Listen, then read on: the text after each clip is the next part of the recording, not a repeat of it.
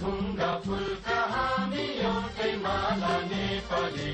सार्वभौमै फैलिएका मेची महाकाली सायौं थुङ्गा फुलका हामी एउटै माला नेपाली सार्वभौमै फैलिएका मेची महाकाली प्रकृतिका कोटि कोटि सम्पदाको आचल वीरहरूका रगतले स्वतन्त्र अचल